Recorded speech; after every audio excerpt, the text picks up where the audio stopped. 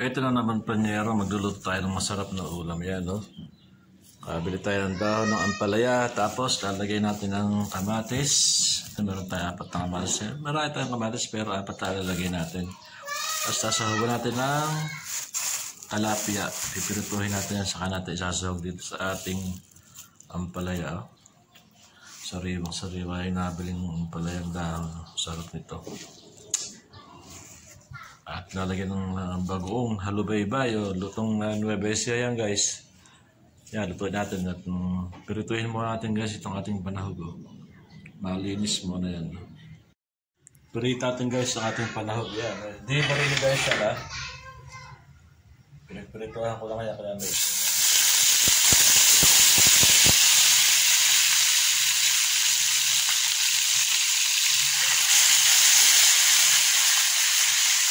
Yan, nagpanahog natin ang nasa dahon ng ampalaya. Yan, talapia, iprituhin muna natin para mag-sarap ng konti.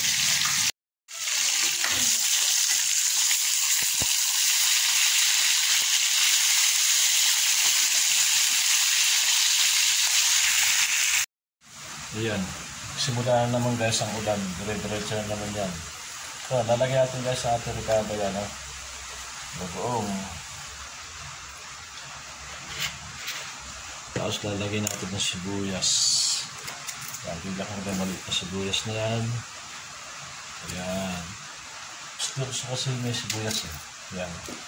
Tapos lalagyan natin yung kamatis. Saka natin na yung pakukulaan yan nang matagal. Yung siguro mga kalating taon. Kumulo na siya, lalagay naman natin ngayon ng ating panahog. Yun. Pwede tayo ng 3 tilapia, yan ang ating panahog sa ating gulay. Ngayon, pakukulaan ulit natin yan. Pero lagyan pa rin natin doon ng ating palasa. At konti lang. Ayun, ganyan. Tapos pakukulaan ulit natin yan, no? Aywa. Ito mga, guys, lalagyan natin yung ating special dahong ampalaya. Nakaguhit pa yung halbaybay, oh. Sa gilid, guys, nakaguhit siya. Akala naman ng iba, eh, dubi yan. Hindi talaga mawala ang baser kahit saan. Ito, guys, ang masarap yung dahon na yan, ang papasarap dyan. Hindi naman hindi natin piling takpan at siya nagpapait. Kaya yan, sisinaw lang natin ng ganyan yan. Lubog-lubog na konti para maluto siya. Hindi ka naman sinagawa ng marami, di ba masarap yung maraming sabaw niya. Tatlo lang naman kaming kakain, kaya sakto na sabaw na yan. Sarap, pakin na naman to. Special dahong ampalaya with matching tilapia. Yan, o.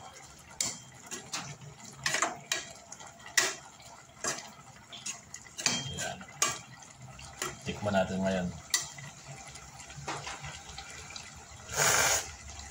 Ako po, ay napakasarap.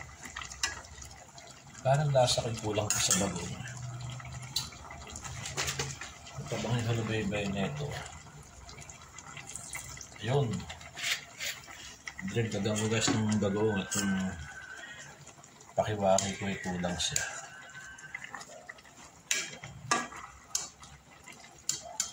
Pakilasa ko. Pero sarap na rin. Sarap, oh.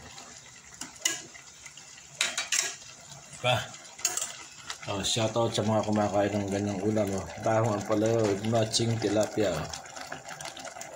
Pagkain probinsya, guys, yan, oh. Sa mga